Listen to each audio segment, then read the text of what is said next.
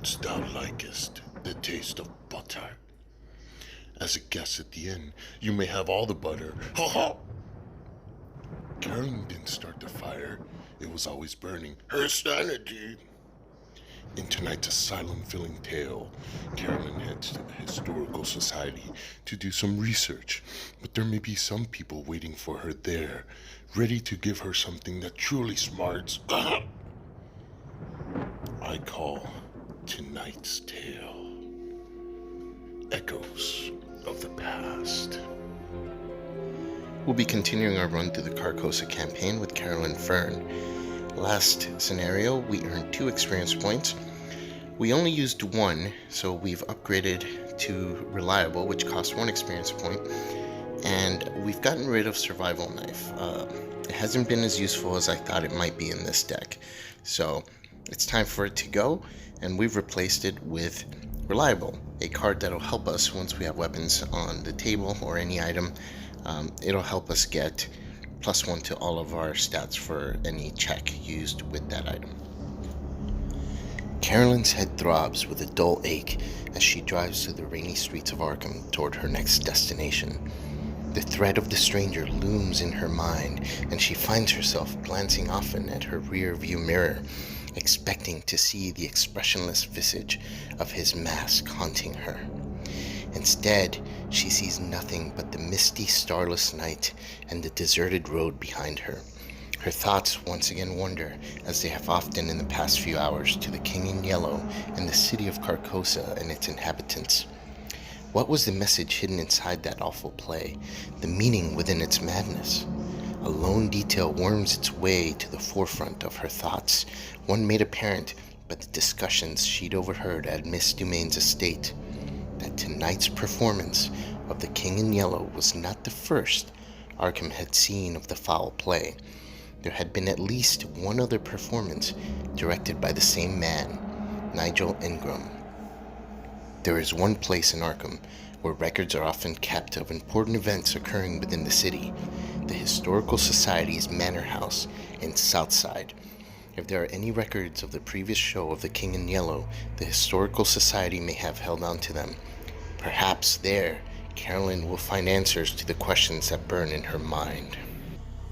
Surprisingly, the front doors of the Historical Society's Georgian Manor are cracked halfway open when Carolyn arrives. Who else could be here at this hour? Each of the Historical Society's many rooms contains records and documents that may aid Carolyn in her search for answers about the King in Yellow. There must be something here that can guide her toward the truth. Alright, so we'll be setting up. Instead of my Investigator mini card, I'll be using a miniature figure that I ordered from Hero Forge. There's Carolyn with Foolishness, and I think it'll take a little bit less space. It'll be a little less clutter on the table, so we'll be moving her around different locations. And yeah, so I've set up the 3 floors, the basically quiet halls for floor 1, 2, and 3. She starts in the ground floor, and then we have to randomly select 2 ground floor locations to add to attach them to this quiet hall. So there's the 2. And then now we'll do the same thing for the second floor. Okay, so we'll go ahead and shuffle those around and pick 2 at random. And then we will pick the 3rd floor ones as well at random. So shuffle those up and set them down. Perfect. So now we'll go ahead and shuffle the encounter deck just to make sure everything's nice and randomized. This scenario has never been difficult for any investigator that I've run through it. There are times where things can go wrong, but I've never failed to succeed. So we'll see what happens here. Shuffle our deck and then draw our opening hand. So I'm hoping for Foolishness early. Okay, so nice. Okay, don't think I need Cheat Death, Dyno-mite, yeah, and oh, there's Weakness. So definitely like having a weapon in the opening hand, so we'll keep the machete. Actually, these are all pretty good. I think Cheat Death and Dyno-mite Blast may not be as useful, but Dyno-mite Blast actually can be pretty useful. We'll go ahead and keep that. So replace Cheat Death with Okay, Liquid Courage. So that is our starting hand. Not the best, but definitely a good starting hand. Reshuffle those and we'll get started right away. So pretty good. And here we go. Quiet halls, entry hall. A long warm hall and two grand staircases greet you as you enter the manor house of Arkham's Historical Society. Ooh. Revelation. So entry hall is connected to each ground floor location, and you can resign right from there if you need to. And there are no clues here, so we'll probably want to move here right away. But first, Carolyn will whip out her machete. Yes, we'll pay our 3 resources. Machete. So we get +1 to our fight value when we attack with it, and +1 damage.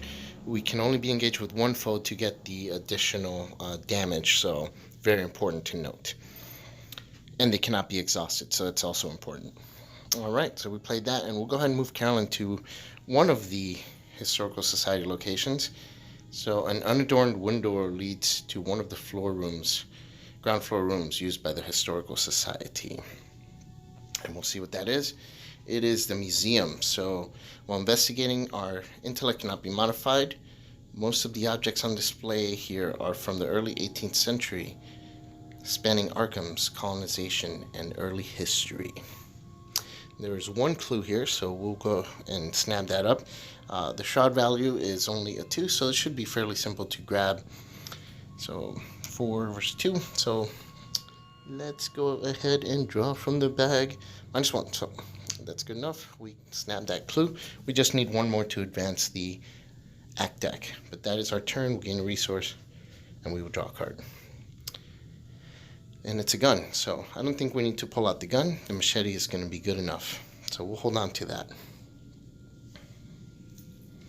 We draw our first encounter card, and it is a Wizard of the Order. Okay, so it spawns in an empty location, retaliates. End of the Mythos phase, we get to add a Doom on it, which sucks.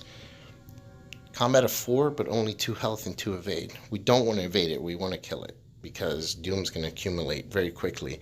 This scenario, we don't add Doom to the agenda, so these cultists are going to be the ones adding Doom and stealing clues as they do their own ransacking and discovery of information throughout the Historical Society. And he is in the record office, so each enemy gets +1 fight and +1 evade. This confined room contains numerous files that might have been helpful in your investigation were it not for the thick, awful sludge filling the file cabinet drawers. Ooh, disgusting. There is 1 clue here, and this Wizard of the Order is ransacking this room and trying to get this clue himself. So we'll need to deal with him because he gets a Doom right now. So 1 more Doom and this will advance. So let's go ahead and head over there. We need to get the clue from that location anyways to advance the act. So we'll just move on in. 1, 2. Got 1 action. He engages us automatically. And we'll have to kill him. We got some surprises for him. Carolyn can use her mind over matter to use her intellect instead of combat or agility. That way, when she attacks with the machete, she is going to use her score of 4 intellect, and she'll get a +1 to attack, so that'll be a 5. And I forgot to put a clue, so we'll add that clue. Now, the wizard has a 4 combat, and this we'll have to play Inquiring Mind to give us an additional boost of 3. There is a clue on the location, so we get the boost of 3. And we're using this because the wizard has a 5 in combat now. So now we'll be attacking with the machete, and it gives us a +1 and +1 damage. So if we score 1 hit, he will die. So 8 versus a 5. So that's a +3. That's going to be really good. All the tokens in the bag give us a -2 except for the autofill. So that's a -2. So a -1, sorry. That means Carolyn has hacked down the Wizard of the Order with her machete. Alright, so we're going to go ahead and end our turn and grab a resource. Draw a card. Oh my god, it's our weakness, Haunted. -1 to all skills, and it'll take 2 actions to get rid of it. Honestly, this is not a terrible weakness. You know, it kind of undoes what foolishness will do if foolishness were out, so it'll cancel out foolishness. But this is probably one of the easiest weaknesses in the game. Goes into our play area. Now we draw an encounter card. Hunting Shadow. Choose one, spend a clue, or take 2 damage. A shadowy figure follows Carolyn in the rain. When she looks at it, her head pounds in agony, and her vision blurs. I don't want to give up the clue, and I can handle the damage, so we're going to take 2 damage. We'll go ahead and investigate our current location. It's going to be 4 versus 2, and we'll draw a skull. Okay, so that is a 0. So actually, not 4, 3 versus 2, because of the haunted, our weakness. So we still get the clue, and we'll have to spend the clues so we can advance the act.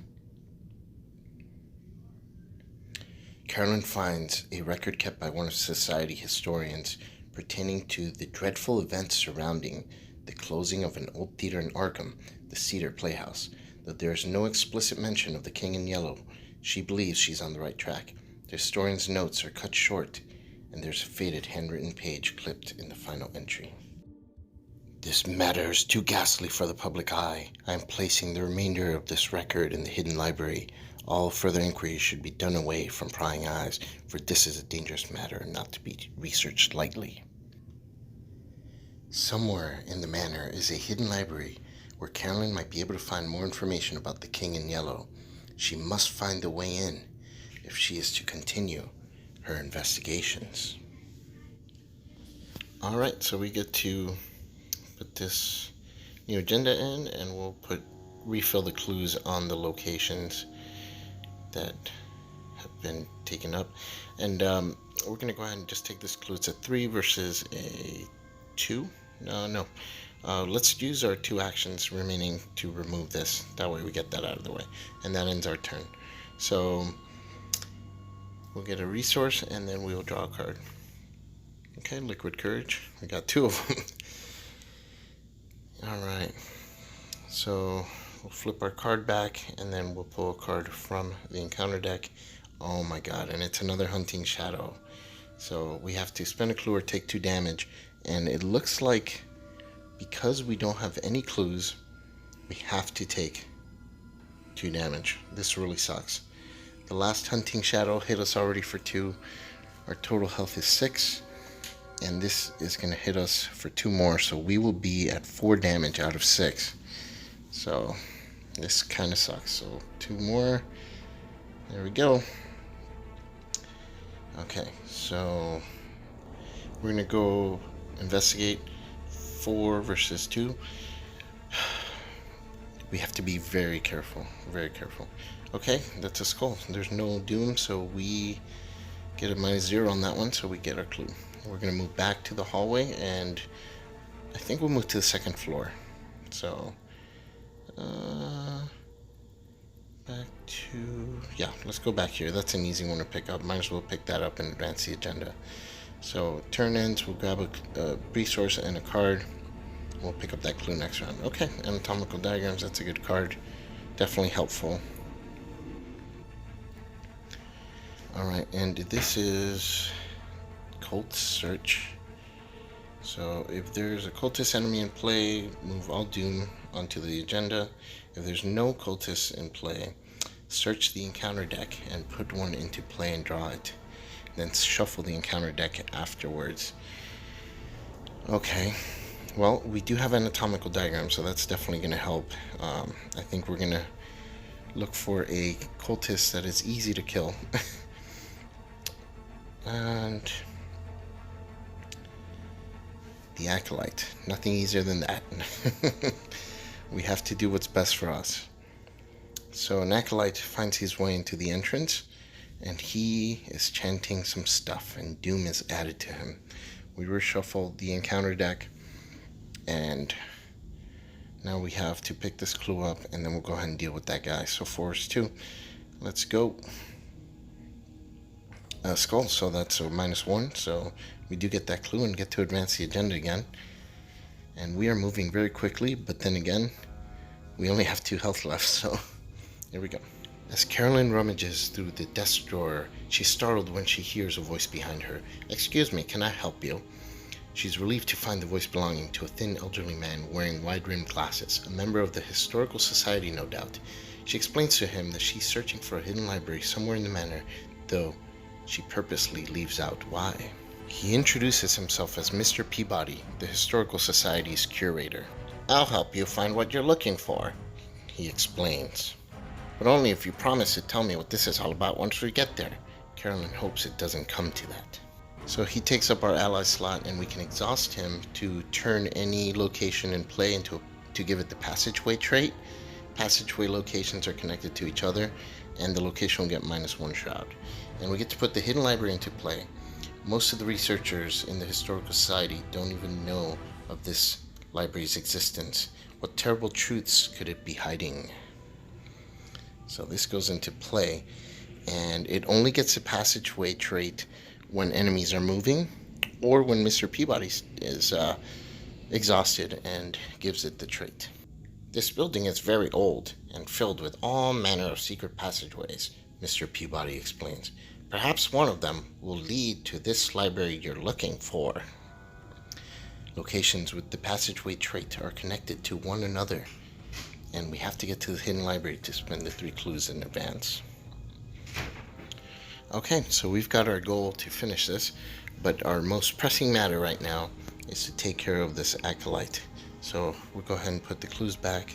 We're going to move in. He engages us. We're going to hit him with our machete in the face. 3 versus 2. Let's do this. Oh, 3 versus 3 actually. So we'll use anatomical diagrams. And we have 5 or more remaining sanity, and we're choosing a non-elite enemy, which is the acolyte. It gets -2 fight and -2 evade till the end of the turn. So this will bring its fight value down, so we can hack it to pieces. 3 versus 1 now. Our machete, our fight is 2, our machete gives us a +1, and this anatomical diagrams takes him from a 3 to a 1. That's a 0, so perfect. We hack him. Bye-bye, acolyte. Don't you dare come in here. Alright, so he's gone. Now we just gotta find a location with passageway trait. So this should be simple. Alright, so we get cheat death. This actually might come in handy yet again, because anything here can hit us for 2 damage and we are done. So this is helpful. Oh my god. Hunting Shadow, a 3rd one. This is crazy. It's like 3 almost in a row. And again, we don't have clues, so we're going to take 2 damage. Wow, if we hadn't pulled this cheat death, I mean, wow. So this is crazy. This is crazy. We're going to have to pay 1, play cheat death. Otherwise, that kills us right there. So cheat death will let us move to a revealed location and heal 2 horror and 2 damage, which we just took 2 damage, so we'll be right back to where we started. With 4 damage, we have 2 left. So if we take 2 more, and I don't think there's another Hunting Shadow, so in the deck, there's already 3 of them that have come out. Let's see, 1, 2, 3, yeah. I don't think there's 4. If there are, then we're done for, but we'll go ahead and move to the 2nd floor. Quiet halls. Other than the creaking of the wooden floor beneath your steps, the manor is eerily silent. Quiet halls, so it's connected to each 2nd floor location, and no clues here, and it's not a passageway. So okay, we step in and we'll go to this other location.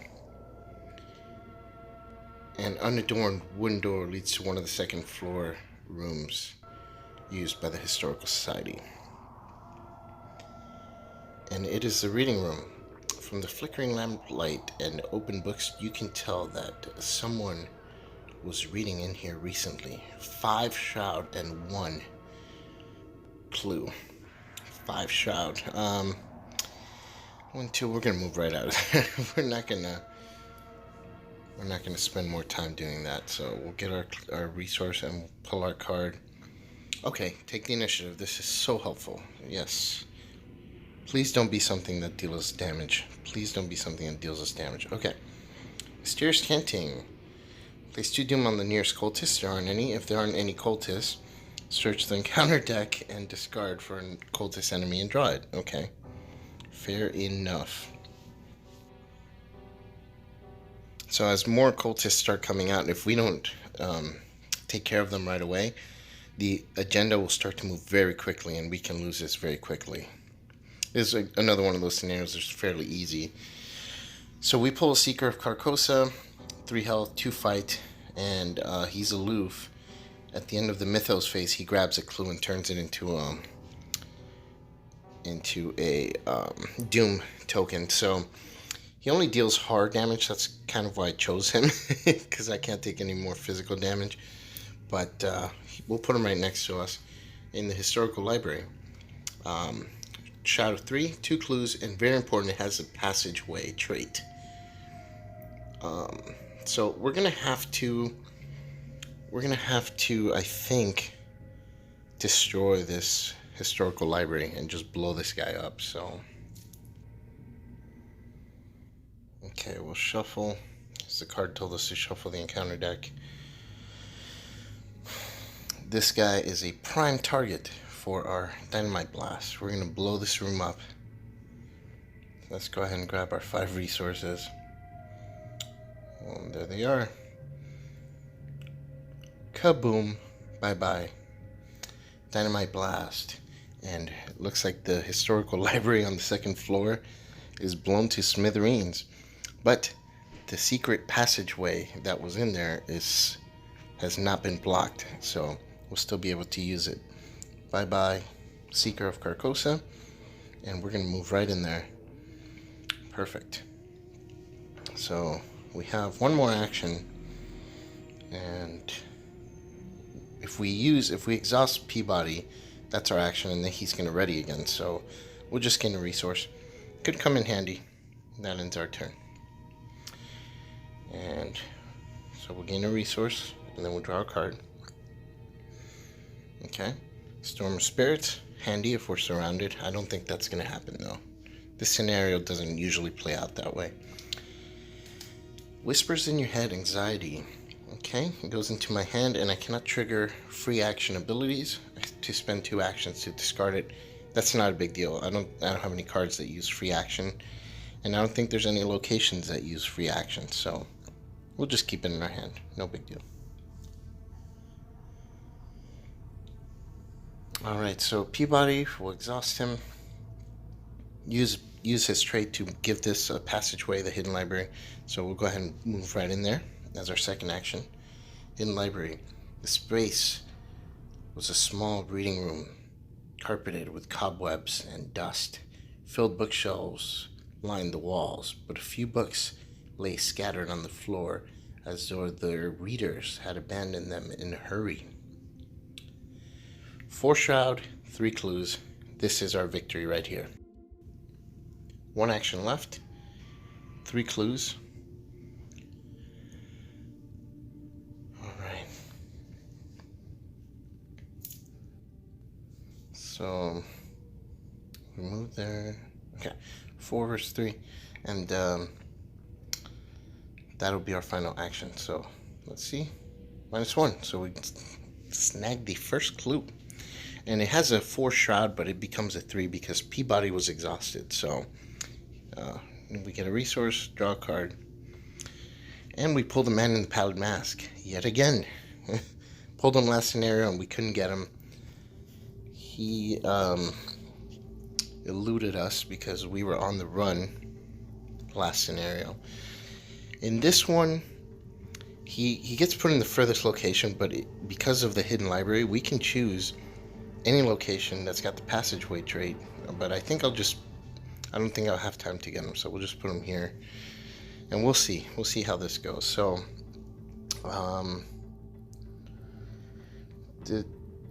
so once we place him, we reveal it. So, it looks like it's another historical library on the 3rd floor, and this does have passageway, so kind of got lucky there. If somehow I get some pills, some of Carolyn's favorite pills, she can pop some pills and heal a little bit, then I'll feel a little bit more confident about going back there and trying to get the Man in the Pallid Mask. But he really is not a priority right now because we only have 2 damage left, so I don't want to risk that. We'll leave him there for now. Okay. Pull the encounter card. And it's a locked door. Great. This is not what we needed right now. So this will slow us down. It attaches to my location, or the location with the most clues, which in this case is the hidden library. It has 3 clues.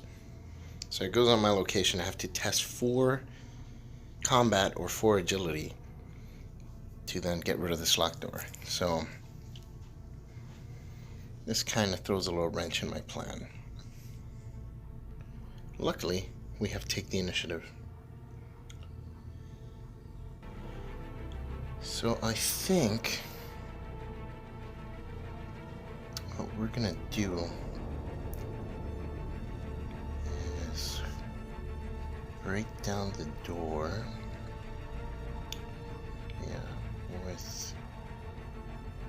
Using combat. I think that's gonna be the way. So first action, we're gonna play take the initiative, because this will give us 3 wild icons. We'll use them for combat icons. That makes our combat total of 5, and the test is a 4. So most of the tokens, the special tokens in the bag, are valued at a -2. So we just need to be 2 over to have a confident test here. So we'll just need 1 more, and we'll commit our 32 cold for its combat icon. So now we're testing a 7 versus a 4.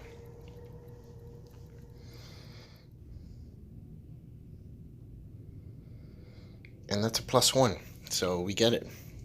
Actually, I think we're testing a 6 versus a 4, but either way we win. So it's gone away, so we're going to go ahead and exhaust Peabody. We're going to test a 4 versus 3 to investigate. Let's do it. And that is a -2. And if we fail, we take a horror. So... oh, only if there's enemy in our location, so we're fine. Okay, so we'll draw a card. And it is Fearless. We got a lot of willpower icons. Led Astray. You must place 1 of our clues on a cultist or place 1 doom on the current agenda and can cause the agenda to advance. Well, there's no cultist in play, so we can't place a clue on a cultist, and not that we want to, so we'll place a doom. Alright, and now we're going to go ahead and exhaust Peabody and try twice to investigate 4 versus 3. This could be our win right here.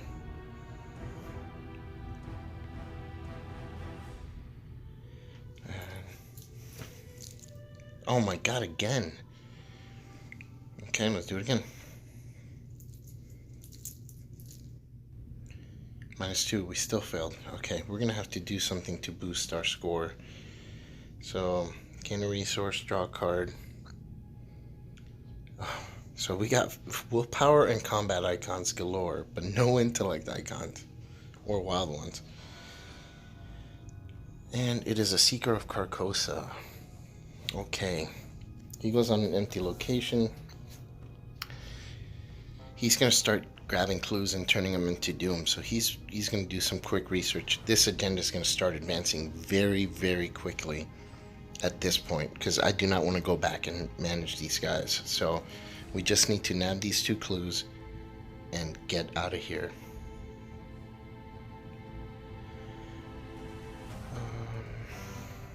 We'll just send them there, I guess. Yeah, we'll just send them there.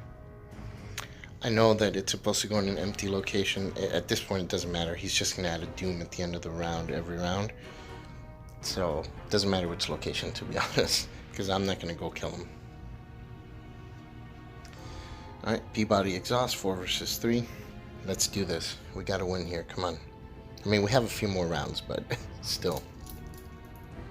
-1. Alright, so we got one clue left.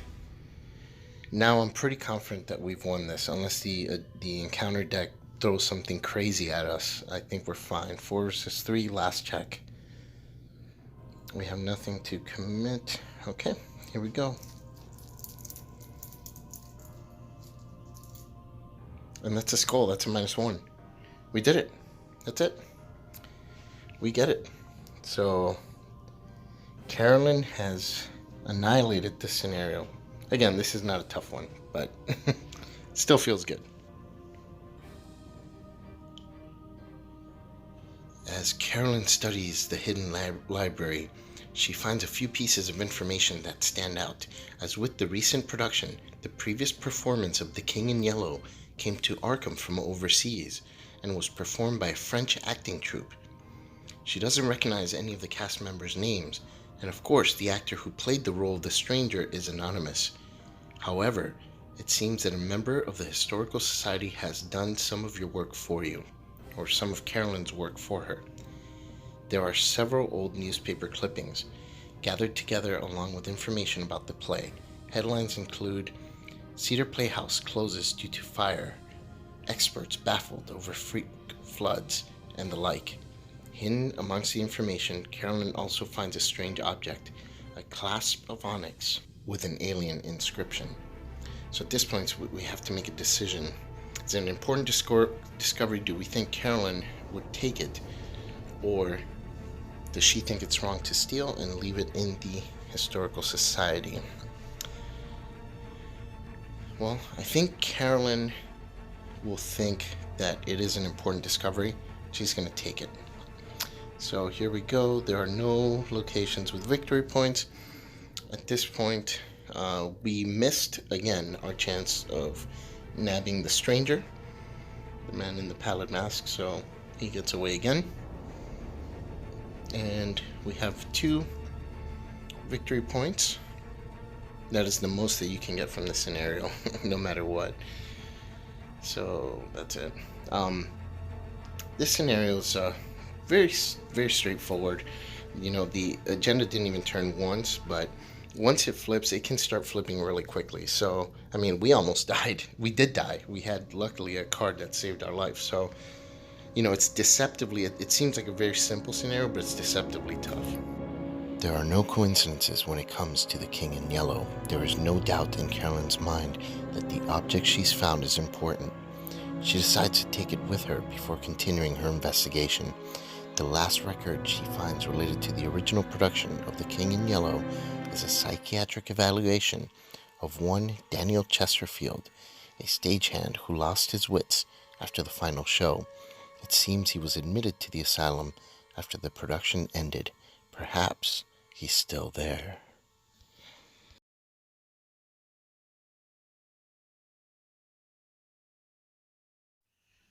If the shadows had had their way with Carolyn, the only people who would have made it to the hidden library would be Mr. Peabody and Mrs. Deadbody. Well, now Carolyn's going to the asylum. Maybe she'll become a permanent guest. Until next time, try and get some sleep.